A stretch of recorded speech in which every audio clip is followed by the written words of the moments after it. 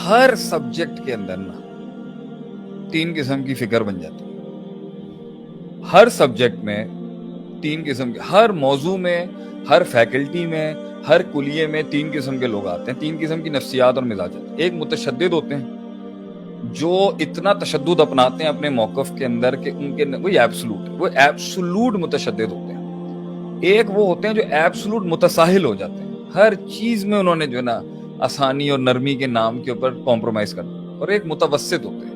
تو متساہل, متشدد, متوسط طبقہ وہ ہوتا ہے جو وسطی ہوتا ہے, جو بیچ کا ہوتا ہے.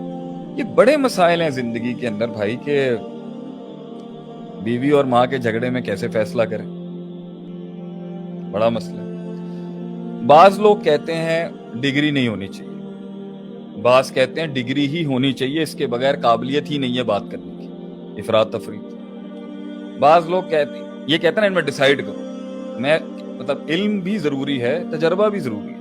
تجربہ بغیر علم کے پیش کیا جائے گا تو بہت ہی عجیب بد تہذیب لگے گا, اور علم بغیر تجربے کے پیش کیا جائے گا تو وہ بہت ان پروفیشنل لگے گا. وہاں پتہ چل رہا ہوگا کہ کاغذی باتیں, اس کا حقیقت سے کوئی لینا دینا نہیں. یہ افراط تفریط کھڑی ہوتی ہے. جو لوگ کیپٹلزم کا رد کرنے جاتے ہیں وہ کمیونسٹ بن جاتے ہیں, جو کمیونزم کا رد کرنے جاتے ہیں وہ کیپٹلزم بن جاتے ہیں. کیپٹلزم بھی ایکسٹریم, کمیونزم بھی ایکسٹریم, سوشلزم بھی ایکسٹریم, اسلام پھر بیچ کی راہ نکالتا ہے.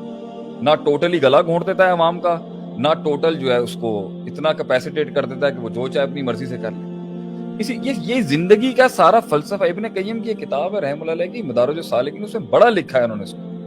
ایک بندہ تقدیر کے اوپر گیا, اس نے اللہ کی تقدیر ہی رد کر دیا, دوسرے نے کہہ دیا انسان خود اپنی تقدیر لکھ لیتا ہے. پھر افراط تفریط. ہر موضوع, ہر فیکلٹی میں آپ کو یہ افراط تفریط ہی مل رہی ہوتی ہے, جس کی وجہ سے سسٹمز برباد ہوتے ہیں, سسٹم تباہ. علم ہے ہی اس چیز کا نام کہ بھائی ایک پارٹی کہتی ہے بھائی ریسورسز مت دیکھو اور قدم لگا کود جاؤ, ایک پارٹی کہتی ہے پوری میتھمیٹکس کرو پھر ریسورسز دیکھو پھر لگاؤ. یہ افراط تفریط. ہر جگہ نیوٹرالٹی ہی بچاتی ہے, ہر جگہ یہی چیز بچا رہی ہوتی ہے کہ بھائی بیچ میں رہ کے دونوں موقف کو سبجیکٹیولی دیکھا جاتا ہے. ایبسولوٹ نیچر کو سامنے رکھ کے اس کی سبجیکٹیوٹی میں دیکھا جاتا ہے کہ یہاں ایبسولوٹ ہوگا اور یہاں تھوڑا ہلکا رکھا جائے گا. علم ہے وہ چیز جو بتائے گی آپ کو کہ جنگ کون سی لڑنی, کس دشمن سے پہلے لڑنا ہے, کس سے بعد میں لڑنا ہے, کتنا نقصان دیکھنا ہے, کتنا. اب ایک پارٹی ہے وہ کہہ رہی ہے کمپٹنسی ہونی چاہیے. ابھی پچھلے دنوں میں نے ایک پوسٹ کیا تھا جی کہ اگر قابلیت ہے ایمانداری نہیں ہے تو فساد ہے. کرپشن لکھا میں نے آگے, اور کرپشن سے مراد میرا فساد ہے, کرپشن سب سے بڑا فساد ہے. اور میں نے لکھا اگر ایمانداری ہے مگر قابلیت نہیں ہے وہ بھی بربادی ہوگی. اس پہ بہت سے لوگوں کے سوالات اٹھ گئے, دوسری والی لائن ہی غلط ہے. بھائی کیسے آپ ایک قابلیت کو سامنے رکھ کے ایمان کی بیسس, میں کہہ رہا ہوں نا یہاں بھی ایکسٹریم. ایک پارٹی کہتی ہے امت میں انقلاب آئے گا ما فوق الفطرت, صرف توکل کے اوپر اور گراؤنڈ پہ کوئی کام کرنے کی ضرورت نہیں ہے. اور ایک پارٹی کہتی ہے گراؤنڈ پہ اتنی میتھمیٹکس کرنی ہے کہ جب تک برابری نہیں ہو جائے گی تب تک مقابلے بازی نہیں کریں گے, نہ جنگ کریں گے, نہ کسی فیلڈ میں قدم رکھیں گے جب تک کہ وسائل پورے نہیں ہو جائیں گے. اس لیے وہ کہتے ہیں توکل بھاڑ میں جائے. نعوذ باللہ. ایکسٹریمز. ہر ایک پارٹی کہتی ہے سائنس کی کوئی اوقات ہی نہیں, ایک پارٹی کہتی ہے بھائی طب میں ہی بیٹھے رہو, وہ طب میں ہے, ایلوپیتھی کی.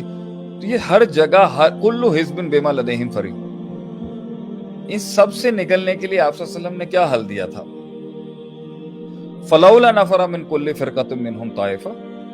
تم سب کے سب لڑنے جھگڑنے نہیں نکل جانا, یاد کرنا. کیوں نہیں سوسائٹی کا ہر طائفہ, ہر سیگمنٹ میں سے ایک ایسا گروہ تیار ہو لیتفقہوا فی الدین, جو دین کی اس ان ڈیپتھ انالیسس کو سمجھے جس سے وہ فقہ الواقعہ اور ہونے والے وقوعے کی ادراک صحیح کر سکے کہ مسئلہ یہ ہے.